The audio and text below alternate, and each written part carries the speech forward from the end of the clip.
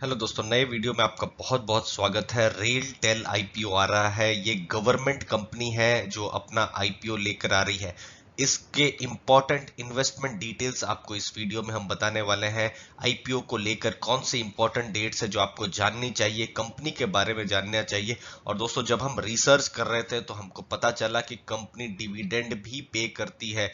जब इसकी annual report में हमने कुछ डेटा देखे तो ये सब चीजें आपको हम इस वीडियो में बताने वाले हैं। और अंत में ये भी बताएंगे कि कौन से इंपॉर्टेंट फैक्टर्स आपको नजर में रखने हैं आईपीओ में अप्लाई करने से पहले। दोस्तों, यहाँ पर जो फरवरी 16 से 18 ये 3 दिन के लिए रेल टेल का आईपीओ यहाँ पर खुलने वाला है। तो इन 3 डेट्स को आपको नोट में रखना है। और जो प्राइस बैंड जो रहेगा वो आप देखिए 93 से 94। हम यहाँ पर कैलकुलेशन के लिए 94 को ही लेंगे। 16 तारीख मतलब मंगलवार का दिन है और मंगलवार से गुरुवार नेक्स्ट वीक की ये बात चल रही है। लॉट साइज है 155 का, मतलब 94 को 155 से मल्टीप्लाई कीजिए तो 14,570 रुपीज इतने का इन्वेस्टमेंट होगा। टोटल 13 लॉट तक आप अप्लाई कर सकते हैं। ये रिटेल इन्वेस्टर्स के लिए है, अगर आप रिटेल इन्वेस्टर है तो। और टोटल इन्वेस्टमेंट होगा 1,89,410। तो आईपीओ के लिए जो इंपॉर्टेंट डेट्स है 16 से 18 फरवरी, ये 3 दिन जो आपने देखी। बेसिस ऑफ अलॉटमेंट फरवरी 23 और इनिशिएशन ऑफ रिफंड 24 फरवरी है। और उस दिन ही हम एक्सपेक्ट कर रहे हैं कि लिंक आ जाएगी। देखिए, एक दो दिन ऊपर नीचे हो सकता है क्योंकि ये सब टेंटेटिव डेट्स है। ये जितने भी डेट्स आप देख रहे हैं ना, ये 4 डेट्स टेंटेटिव है। एक दो दिन ऊपर नीचे हो सकता है, तो उसमें कोई घबराने की या चिंता करने की बात नहीं है। लिंक 24 को एक्सपेक्टेड है और जिस दिन आप देख सकते हैं। तो चैनल को जरूर सब्सक्राइब करके रखिए कि क्योंकि हमारा जो कम्युनिटी पेज है वहां पर हम वो लिंक को शेयर कर देते हैं ताकि आप चेक कर सके कि आपका अलॉटमेंट हुआ है कि नहीं।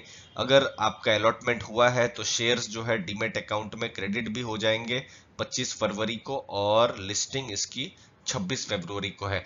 अगर आपने अभी तक कोई भी डीमेट अकाउंट नहीं खुलवाया है तो फिर नीचे कुछ लीडिंग ब्रोकर्स की लिंक है, आप डीमेट अकाउंट आपके या आपके परिवारजनों के खुलवा सकते हैं दोस्तों।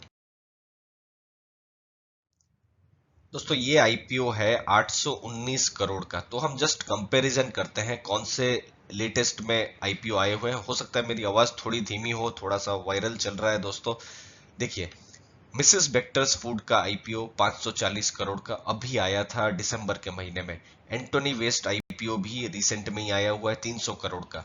अब देखिए, इस आईपीओ को अगर आपको कंपेयर करना है रेल टेल के आईपीओ को तो बर्गर किंग के साथ कर सकते हैं। वो 810 करोड़ का था और 156 टाइम वो सब्सक्राइब भी हुआ था।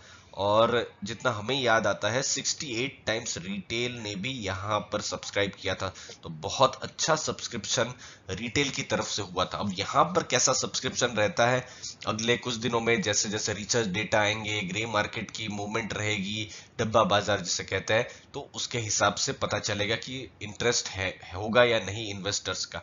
हाँ, एक अच्छी चीज यहाँ पर क्या है, रिटेल कोटा 35% का है तो थोड़ा सा अलॉटमेंट के चांसेस ज्यादा है। अब देखिए, इसी समय पर ही एक और आईपीओ आ रहा है, न्यूरे का आईपीओ। न्यूरे का उसका 100 करोड़ का ये आईपीओ है। मतलब इस आईपीओ की तुलना में अगर आप देखें तो सिर्फ 12-13% ही है, मतलब बहुत छोटा आईपीओ है न्यूरेका वाला। और एक और चीज है कि वो 10% ही वहां पर रिटेल के लिए वहां पर कोटा है। तो न्यूरेका और आप कंपेयर करते हैं रेल टेल के साथ, तो रेल टेल में अलॉटमेंट चांसेस ज्यादा रह सकते हैं दोस्तों। तो वो चीज को आप ध्यान में रखें क्योंकि 10% है, मतलब 10 करोड़ के आसपास रहेगा तो फिर तो और बहुत ज्यादा सब्सक्राइब हो गया तो फिर तो सही में बहुत अच्छी किस्मत चाहिए रहेगी। देखते हैं अगले 3-4 दिन में कैसा मूवमेंट रहता है, आपको हम बताते रहेंगे दोस्तों। ये डेटा हमने एनुअल रिपोर्ट से लिया है। देखिए, रेल टेल का जो ग्रॉस रेवेन्यू है ये 16% सीएजीआर के हिसाब से पिछले 5 सालों में बढ़ा है, जो कि बहुत ही अच्छा आप कह सकते हैं। मतलब ऑलमोस्ट 4.5-5 साल में इसने अपना ऑलमोस्ट डबल के आसपास उन्होंने बिजनेस किया हुआ है। ये देखिए, 648 करोड़ का जो रेवेन्यू था उसको लगभग 1200 करोड़ के आसपास का उन्होंने रेवेन्यू ले आए हैं। और देखिए, चूंकि गवर्नमेंट कंपनी है और गवर्नमेंट जो प्रॉफिट कंपनीज होती हैं, तो गवर्नमेंट का एक मैंडेट ही होता है कि आपको डिविडेंड देना होता है 5% ऑफ नेटवर्थ या फिर 30% ऑफ प्रॉफिट। उस पर मैं डिटेल में कभी आपको मैं समझा दूंगा गवर्नमेंट की क्या प्रोसेस है या पॉलिसी है। तो इसने पिछले साल 68 करोड़ का डिविडेंड दिया हुआ है 13% CAGR के हिसाब से। तो ये डिविडेंड के हिसाब से भी आप भविष्य में देख सकते हैं इस कंपनी को। कंपनी क्या करती है, देखिए, मिनी रत्न कंपनी है, कैटेगरी 1 गवर्नमेंट ऑफ इंडिया की। गवर्नमेंट यहां पर अपना स्टेक बेच रहा है, ये चीज को ध्यान में रखिए। इंफॉर्मेशन कम्युनिकेशन टेक्नोलॉजी प्रोवाइडर है गवर्नमेंट का। क्या काम करती है, ऑप्टिकल फाइबर ऑफ रेलटेल जो है वो 58,000 किलोमीटर्स और 5,800 से ज्यादा रेलवे स्टेशन में है दोस्तों। इसको आपको ध्यान में रखना है। जो रेलवे स्टेशन में वाईफाई है या फिर कंटेंट डिमांड है, पैसेंजर सर्विस जिसे कहा जाता है, उसकी डिमांड आजकल बढ़ रही है, तो वहां पर रेलटेल का काम है। तो अगर आप पॉजिटिव है इंडियन रेलवे के ऊपर और इंडियन रेलवे जो नए नए इंफॉर्मेशन टेक्नोलॉजी के लिए काम कर रही है, तो फिर इस कंपनी को आप जरूर अपने रेडार में रख सकते हैं। अब बात करते हैं कि जो इंपॉर्टेंट फैक्टर्स जो आपको ध्यान में रखने हैं इन्वेस्टमेंट करना है या नहीं उससे पहले। देखिए, हमेशा दो टाइप के इन्वेस्टर्स होते हैं। एक जो आईपीओ में उन्होंने अप्लाई किया है और अप्लाई करने के बाद लिस्टिंग गेन लेके निकल जाना, और दूसरा थोड़ा लॉन्ग टर्म के बारे में सोचते हैं।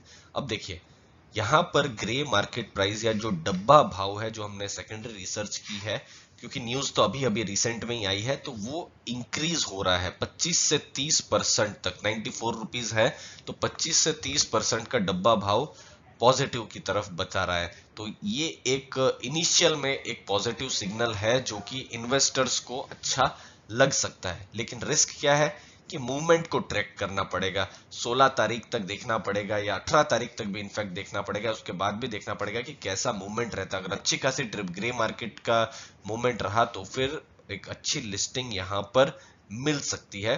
बट फिर भी मैं यहाँ क्वेश्चन मार्क डालूंगा, अगले 3-4 दिन देख लेते हैं दोस्तों।